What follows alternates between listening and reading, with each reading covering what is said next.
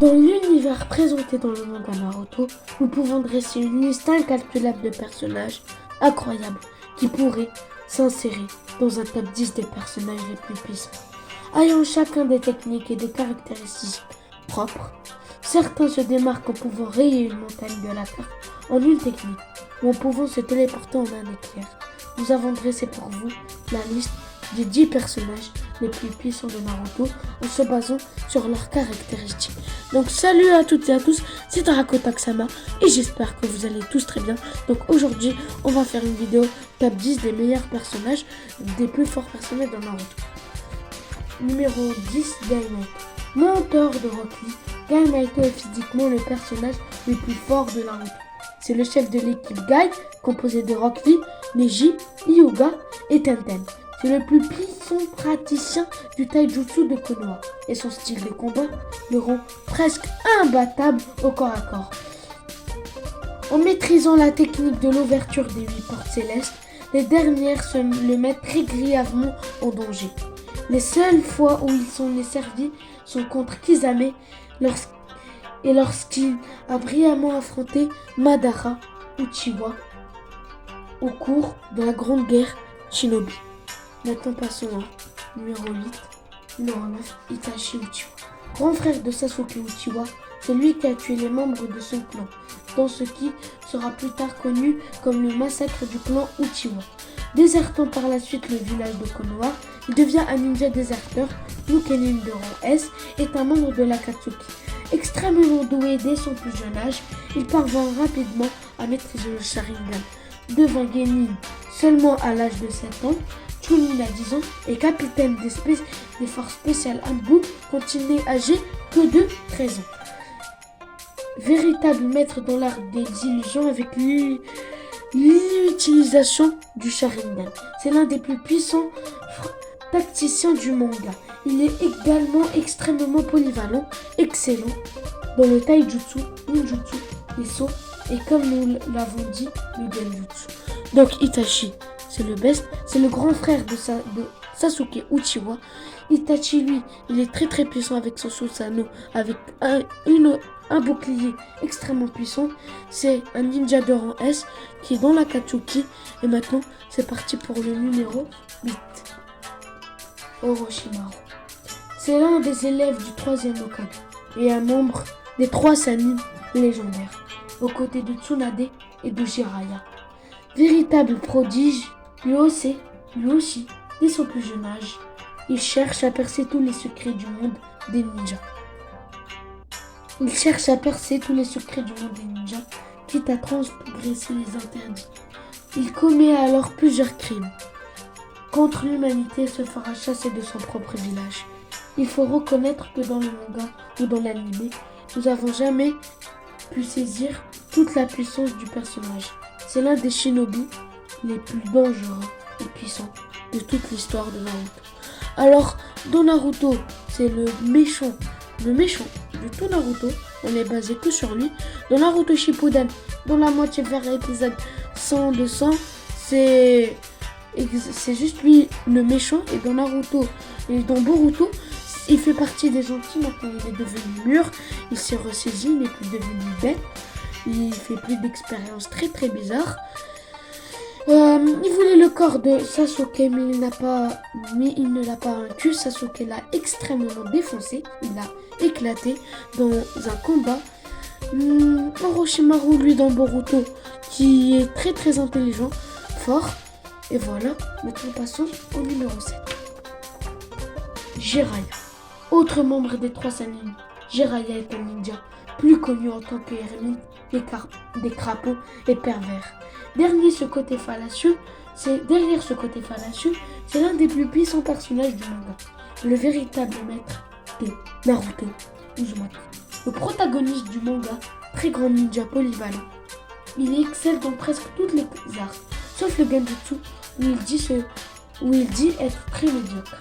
Mais avec ses techniques d'invocation de crapauds, il s'est véritablement spécialisé dans ce domaine et est l'un des utilisateurs les plus puissants dans le ninjutsu et le senjutsu.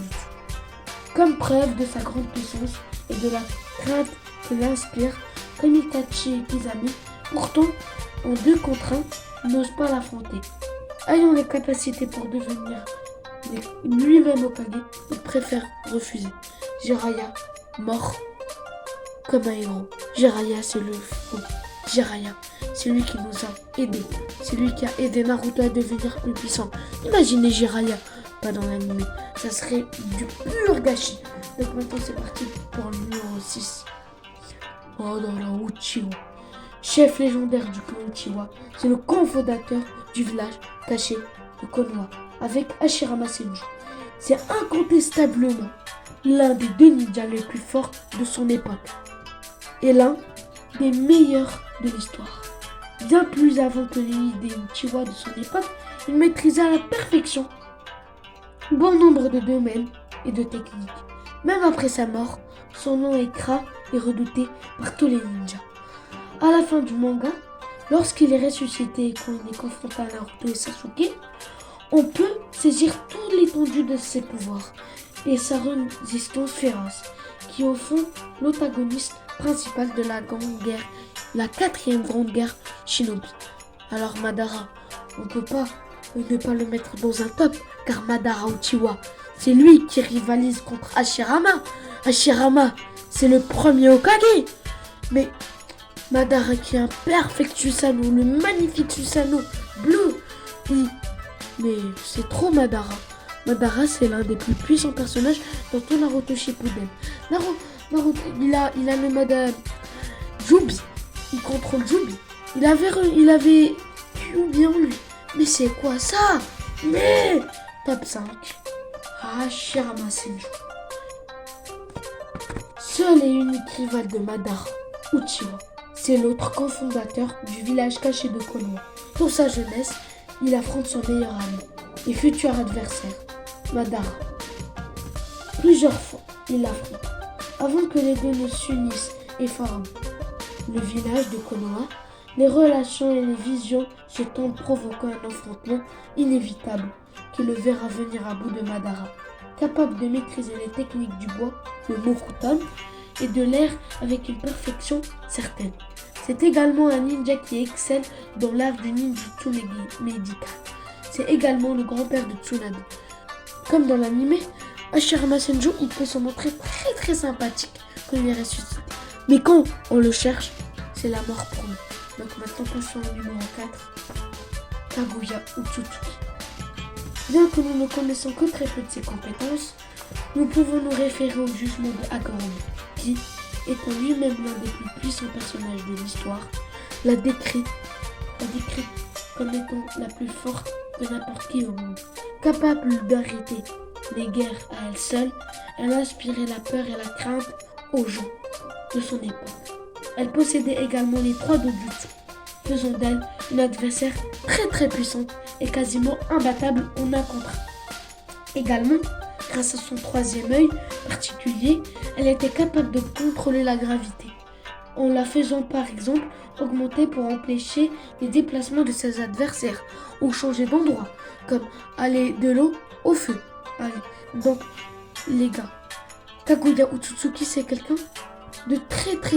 on ne connaît pas, mais il est très puissant. Aussi dans Naruto Shippuden Storm 4, moi quand je le joue, eh bien elle est hyper forte. À un moment je me dis si c'est un garçon ou une fille, mais bon, passons au numéro 3. Sasuke Uchiwa. Développons progressivement son Sharingan au fur et à mesure de l'avancée du manga. Il ira même jusqu'à obtenir le très puissant Mangekyou Sharingan. Après le combat contre son frère, après le combat contre Itachi, il est capable de maîtriser l'Amaterasu. Dans le combat contre le Raikage, il est clair qu'il a déjà dépassé le niveau de son frère, de par sa manipulation poussée des flammes, capable d'en faire une bouillie solide.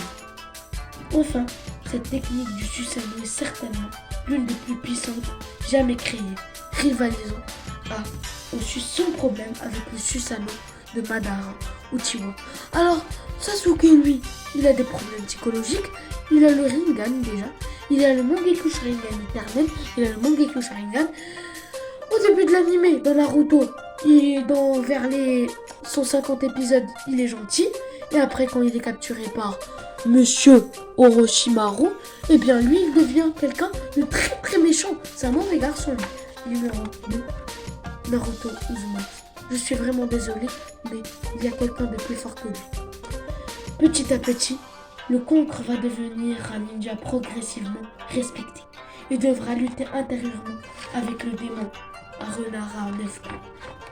Au fur et à mesure de ses exploits, parfois traumatisants, il obtient la reconnaissance des villageois et passe les cotes de puissance un par un. La technique du multiclonage est l'une des plus abouties du monde. Son Rasengan est surpuissant et se démultiplie sous de nombreuses formes.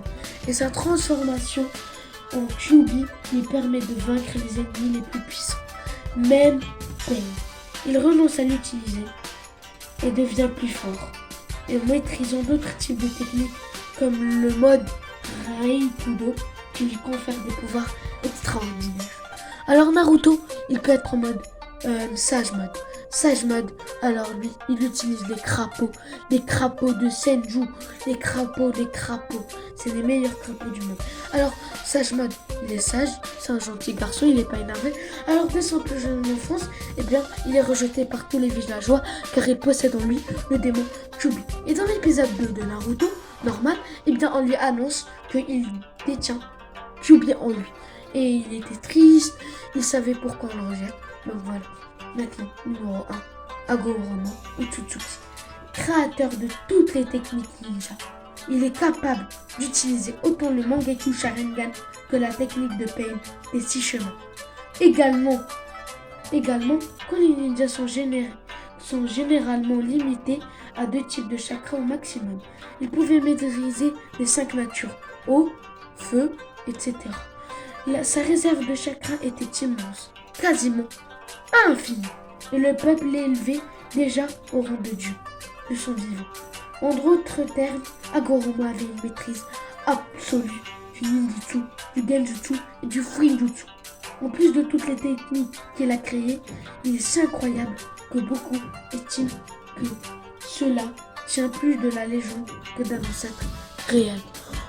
On ne sait pas qu'est-ce que Hagoromo fait dans l'histoire, mais on sait que Hagoromo, c'est le gars le plus puissant de tout Naruto, Shippuden.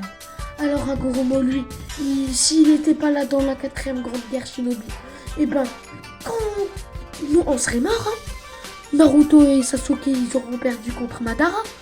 Ben, le monde de Naruto, il n'existera plus, Boruto, il sera plus là. Donc, voilà pour cette vidéo, j'espère qu'elle vous aura plu. N'oubliez pas de liker, commenter, partager, c'est Dracoton.